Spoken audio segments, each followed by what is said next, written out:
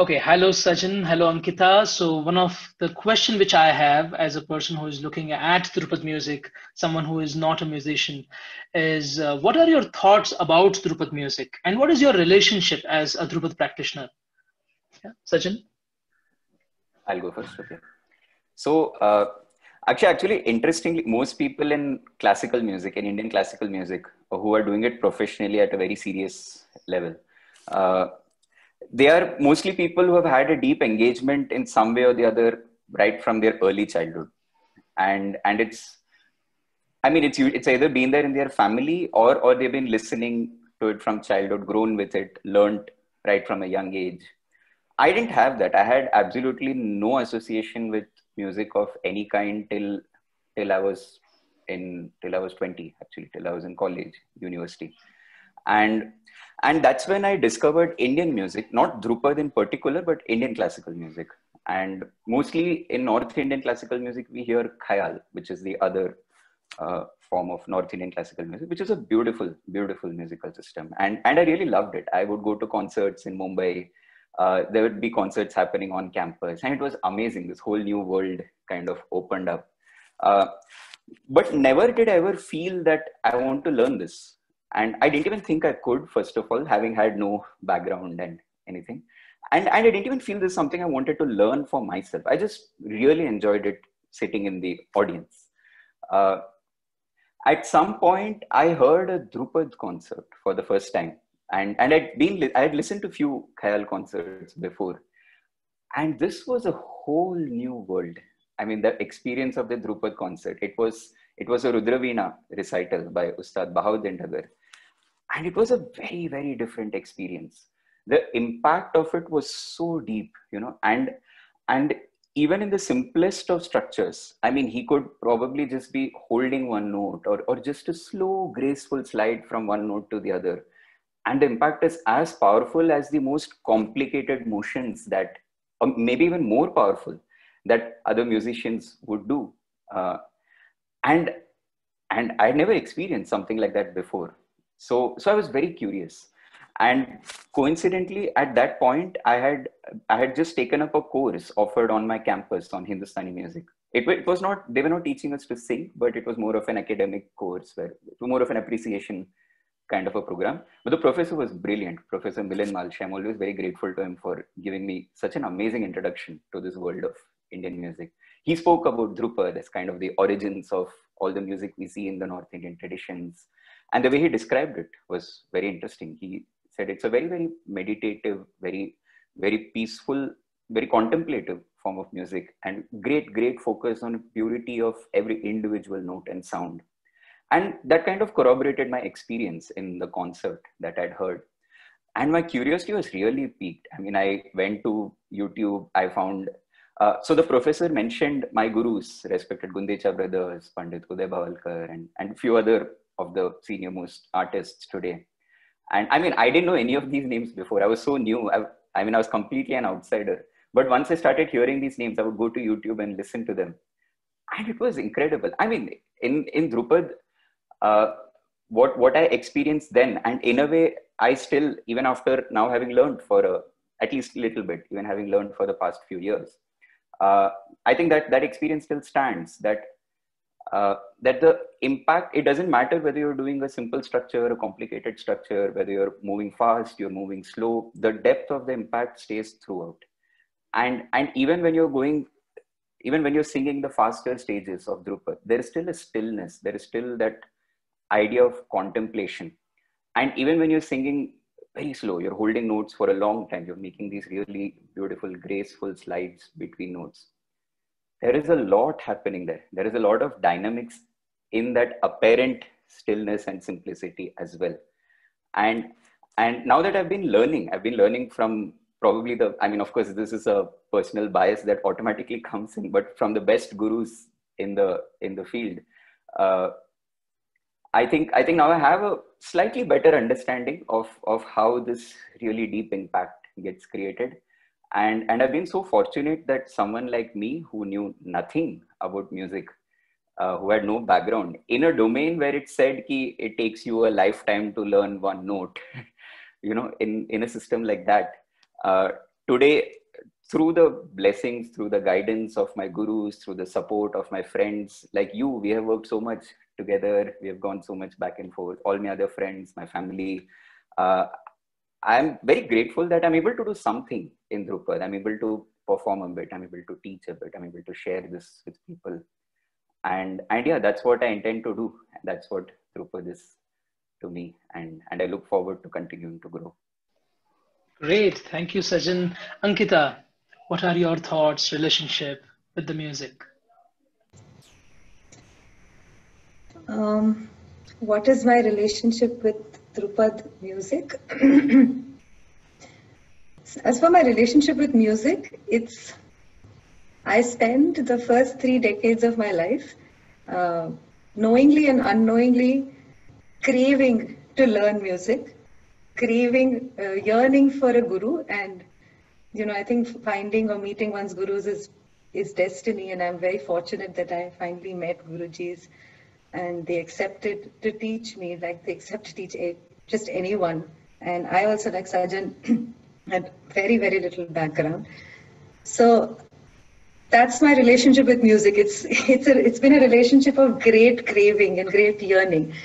And what is my relationship with Drupad? I think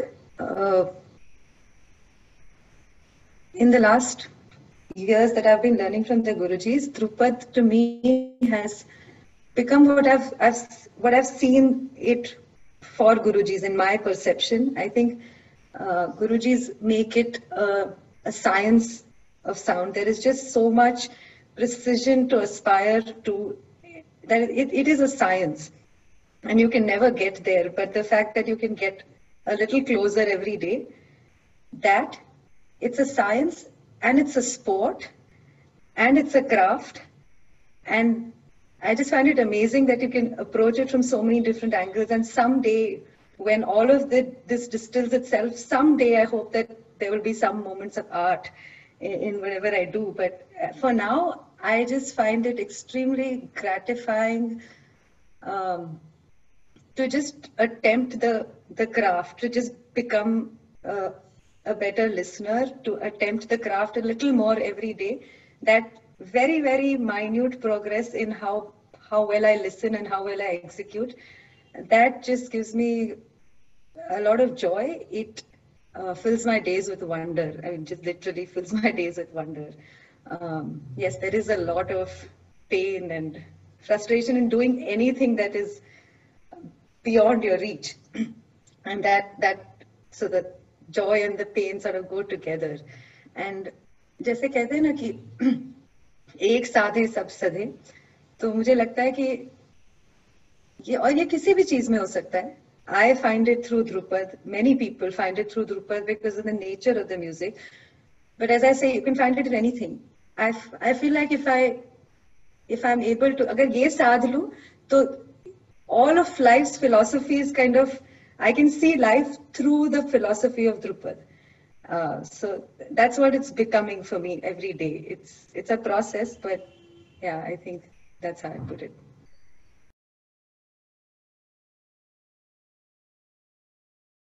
The next thing which I would really like to hear from both of you, and Ankita first from you, is that how do you define or explain, how do you define or explain the training, the practice which is required, which is part of the Drupad tradition?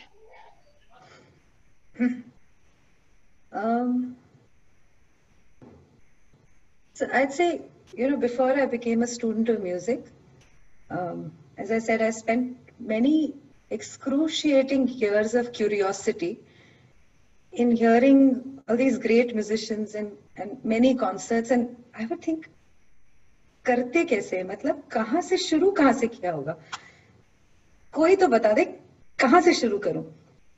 And I think through the grace of Gurujis and just being around in the Gurukul and seeing all that I've seen in the last years, I've realized that there is one thing that we all have in common with the greatest of great masters, and that is that one day we begin.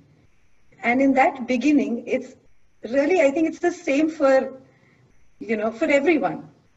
And the great thing is that I only think rocket science is rocket science now. I don't think music is rocket science anymore, because there is a very simple, straightforward, and stepwise way to begin it. And as you begin it, if you're lucky to have guidance, and I'm very fortunate to have Gurujis, you see your path every day a little bit more. So the training and the practice is actually very simple, and you realize that even what the great masters are doing is just a very, very refined version of what you're practicing now. If you compound it and distill it over decades of doing it and thinking about it, then it becomes something of magic that you can't define anymore how that happens. But the method to that magic is very simple. So you become a better listener first, then you attempt the sur, then you train any muscle, whether you're a marathon runner or you're a tennis player or you're a dancer or a theater actor. You've got to train your machine. So you've got to train that muscle every day.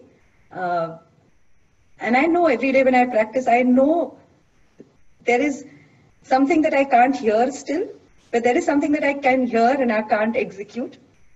And that muscle, I know that I've got to train. So there's that aspect of training the muscle and training the mind, and slowly I can see that it comes together. And yeah, so I don't know, training and practice. But I think this is how I define it. This is great, great. Some amount of passion and a lot of rigor and perseverance. I can't say, I know that that's what it takes, and I'm just trying to hold on every day and give it what I can. Yeah.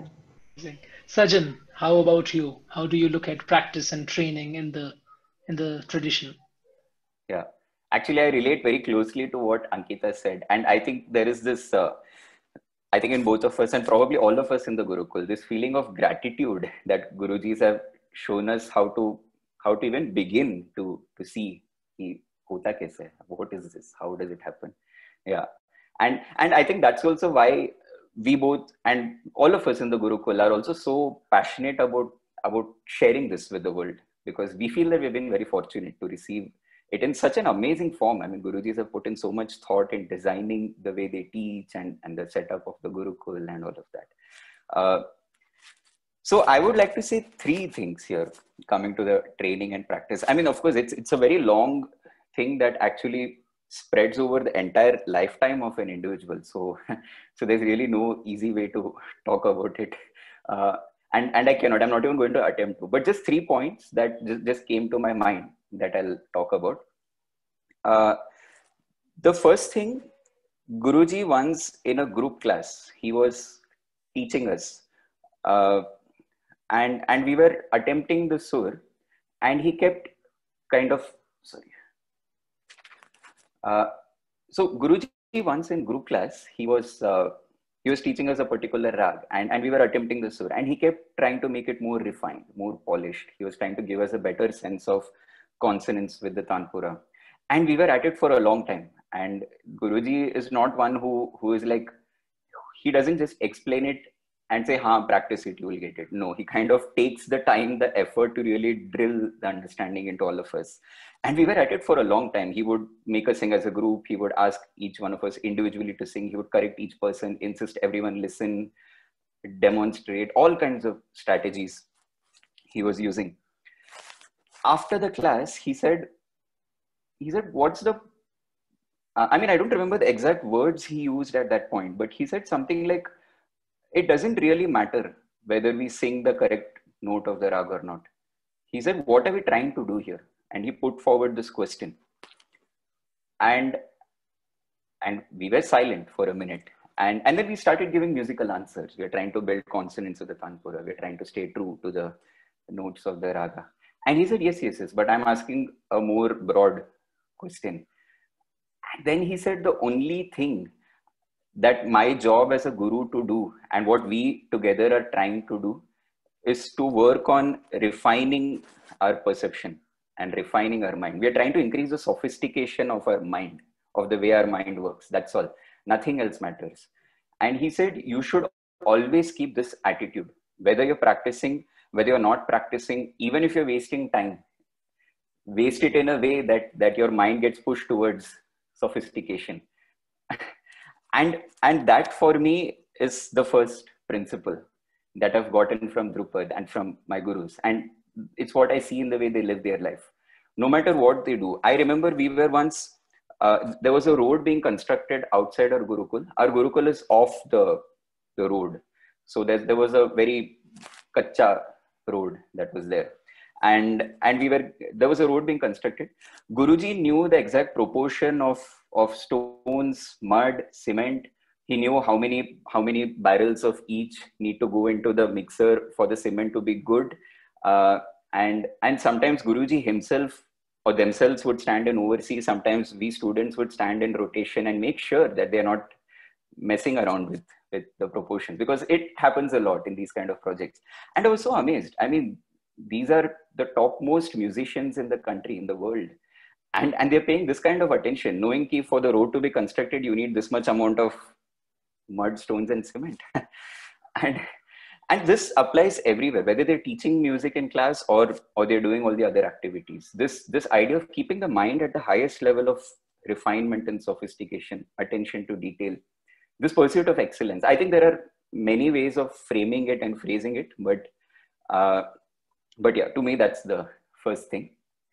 The second thing is this idea of incrementally growing. It kind of relates to what Ankita said so beautifully, that we start from somewhere, and that somewhere is something that all of us can very easily do. There's no big deal at all.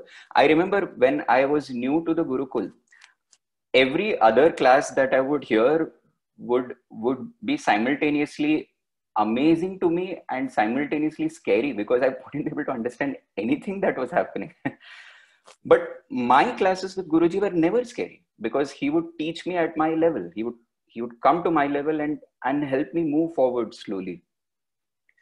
And as Ankita said, that even the finest, even the most brilliant, most masterful pieces of art, music in this case, Drupad in this case, that you see, are ultimately just a refined, more polished version of these fundamental principles that we are more than qualified to begin engaging with. I remember there was this one class where Chote Guruji, Pandit Ramakant Gundecha ji, he was teaching Mia Mallar to one of the students, and he was a pretty advanced student, and he was teaching the Jhala, which is the fastest stage of the Alap. So it's very fast paced. I mean, it's in a way tricky to follow without some amount of training and background. And in the past, whenever I would hear a class of Guruji teaching a Jhala to someone else, I would always be, oh, okay, this is something that is beyond me. But that day in class, it was one of those classes where everyone was in an inspired mood, all the people sitting around the student whose class was happening. And naturally, when that kind of energy is there, Guruji also kind of does more, or it just flows. He was doing some incredible stuff in class, and we were all like, our jaws were dropped. What is this? I mean, how can someone sing like that? How can someone even think like that? While I was in the class, that moment was really special for me, because I remember thinking that this is probably the benchmark for how Jhala should sound like in Drupad, and yet I'm able to understand exactly what he's doing, which probably I could never have done before. And then it occurred to me, maybe he's doing structurally simple things. The level of execution is so high that it sounds so powerful. And that's true. I mean, in Guruji's music, even if the structures are not complicated, it's just the level of execution that makes it so powerful. But on the other hand, because the level of execution is so high throughout, many times you take a look back and you see that what seemed simple is actually not that simple. It just seamlessly transits from something previously built into something, and you don't even realize it. I mean, the structure part of it kind of starts becoming irrelevant. and then I saw, wow, okay, so So I didn't even realize that I reached a stage where I could comprehend that kind of an advanced jhala in class. And it was done so incrementally over the years, slowly, taking small steps forward. Learn this. Okay, master this. Spend time with this. Now see how this develops into this. And it's, I don't even realize that I had been growing. And suddenly I could see all these things. So that idea of incremental growth, I think it's a very sustainable approach to music. So that is the second thing, because it's the focus of our training in the Gurukul has never been quantitative, in the sense, I mean, I've been there for a bit over 7 years now, but if I'd been learning typically somewhere else for 7 years, I would have probably been singing 20 ragas, 30 ragas, 100 ragas. I would be singing 200 compositions in different ragas. We don't do that in the Gurukul. In the Gurukul, it's not, of course we do. I mean, we do focus on repertoire. We do build a repertoire of ragas, of compositions. We do that. But the detailed training is in very few ragas. You know, it's, if we go as deep as we can in some ragas. Sometimes we spend a year, couple of years, maybe even more, just on one raga, just going deeper and deeper into that. And also it's very commonly seen that if you spend a couple of years on one raga, then the subsequent ragas you can pick up much faster if your training has really sustainably been built in one context. So this idea of sustainability and an incremental approach, to me, is the second, let's say, second pillar or second principle of training and practice, as I see it. The third and the final thing actually has nothing to do with the music of it. I feel, being in the Gurukul, having lived there, having worked so closely with Guruji over the years, it's almost like the music that they sing on stage is just an expression of who they have cultivated themselves to be as people. And once Guruji in class was saying that, I don't really care if you all go from this place as better singers. I want you to go as better people, as people who care about each other, about the world. And this is something, this whole idea of, it's not something they consciously do, in the sense that they do not give us lectures on morality, lectures on ethics. No, that never happens. But it is the core of the training. And the music functions as a way to just measure that and express it. That's all.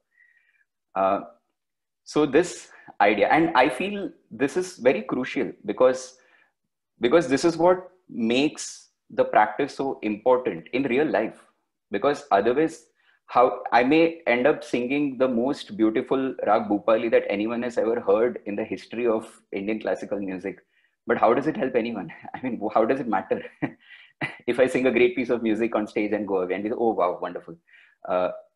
But there's no, I mean, this idea, this third principle is what inspires me so much. And I think, and when I look at the music also only as an expression of who I'm becoming as a person, and just as a way to measure my own growth, my own progress, then I think it serves as probably one of the most effective mediums of communicating at a deeper level, communicating in, I don't know, at the level of consciousness, or I don't know what words to use for it. But, and now that I also teach few people and I'm simultaneously learning, I can see how this entire ecosystem grows together through this process of transmitting something like Drupad. So that is the third principle for me. Great. Thank you so much.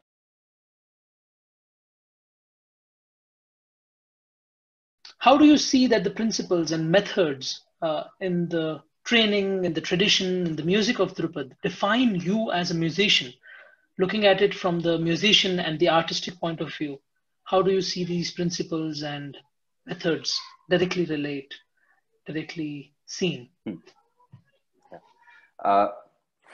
So I think for me, art was never the point of wanting to learn music. Art, the way we usually think of it, and and like I didn't have any curiosity towards music, no, nor any interest in music growing up as a child. Uh, but Drupad had a very powerful impact on me, and I don't think the impact of Drupad on me was the way music typically impacts people, because that didn't necessarily translate to other musical systems. Even though I enjoyed other musical forms, and as I said, I listened to Khayal a lot before, and I loved it. It's a beautiful musical form, and all the other musical systems that exist in the world. Uh, for me, what sets Drupad apart, and now that I've engaged with it a little more closely, and I've had such amazing gurus, I've had the past few years with them. Uh, I think in art, this notion of bhava, notion of, it's probably incomplete to call it emotion, but I don't know how to translate it effectively in English, but a model that we say was built incredibly by the Natya Shastra, was kind of proposed very early on by the Natya Shastra. This has kind of governed art models, aesthetic models. Some of the greatest commentaries on aesthetics have all kind of related back there, and they're similarly they progress. Uh, so I feel in a way Drupad is a different approach to art, or to the knowledge system. Let's not say art again. Uh, in that the bhava is just one consequence of the practice. And for me, a more appropriate way to define Drupad is sadhana, and not practice. It relates very closely to the phenomenon of yoga, to the philosophy of yoga, and I see the end goal not as a place of a particular emotion. Like in Indian music, we have all these correlations between ragas and emotions, and which is great. And it does, it, I mean, we all experience it. It's not that that's not true or that's not a good, it's a brilliant model. It works.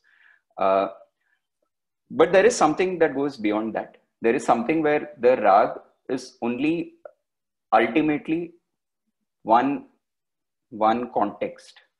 It sets a context space for you to engage in your sadhana. So when I take Bhairav, or when I take Miya Malhar, or when I take Todi, whatever context I take, uh, in a way, the space changes completely, because the space of each of these ragas are so different.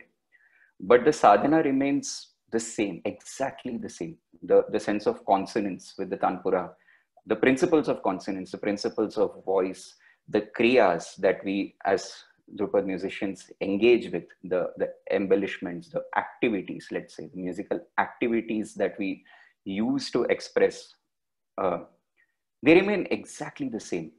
And I feel that for me is what uh, defines, and that's what kind of has shaped me as a person also, and as an artist also. I mean, I am of course also playing the role of an artist, in the sense Drupad has a strong existence as a performing art form, and I love it. It's beautiful. It has so much beauty. It has so much aesthetics.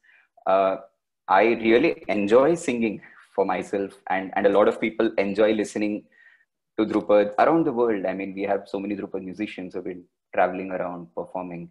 Um, but this idea of universality and thoughtlessness, stillness, that, and consonance, yes, this consonance, the phenomenon of consonance is also something that I would really want to stress on.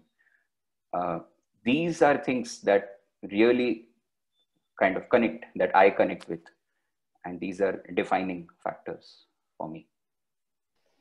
Great. So these are the things which reflect also when you're performing, when you are also playing the role of being a musician, a performer, an artist, and and as a practitioner, right?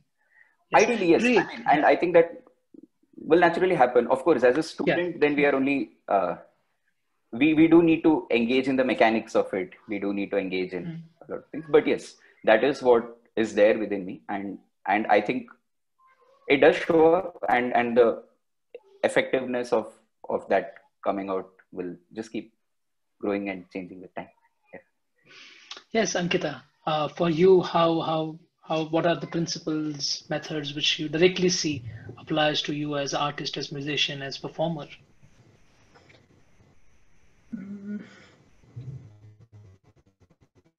Some of what I say may be saying what Sajan has said in a different way. Um, so like any art form, part of Drupad it's a performing art that you present before people.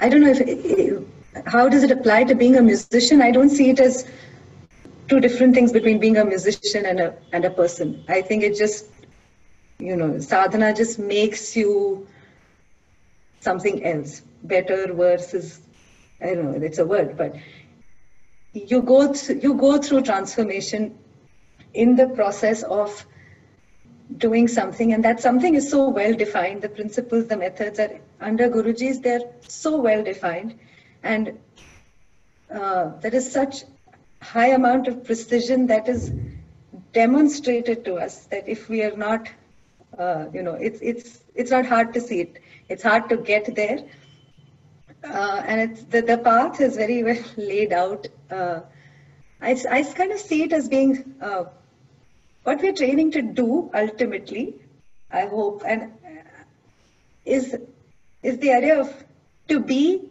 and not to be at the same time.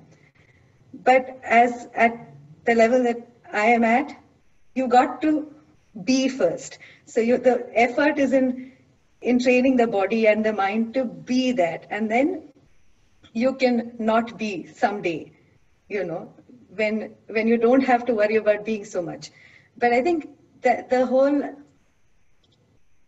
journey is about that. And I don't think it's specific to Drupad. I think it's about anything. Like I always say, everybody's trying to get to that, actually, whether we say it or not, whether you play tennis or do theater or anything, even write software, it doesn't matter. But to get there, you have to be able to see how. You have to be able to see the path, and that path has to be very specific. You need to do something. That it has to be an action that leads you to inaction, that thoughtlessness, or that state of not being anywhere. So I think the principles and methods in Drupad that we are seeing under Guruji's show us a very clear way of how one may get there or closer to that place of being and not being. And on an everyday basis, it's very grounding to have something to do, And I think Drupad, like Guruji's often we have heard them say, it's meditation that you can call out whether you're meditating or not, because the Tanpura will tell you. So, the Tanpura, it's very quantifiable. It's very, I don't know what's the word for it, but there is something to do, and you can find out whether you're doing it or not. So it comes back to the science. You get to the science and the craft and the sport, and someday you'll get to nothing. Yeah. Okay. So I just want to add what Ankita just said, that she quoted Guruji saying that Drupad is meditation, where you can be called out by the Tanpura on whether you are meditating or not. Yeah, I think in a way that's what I meant when I was saying the music only serves as a measure of that ultimately. Yeah.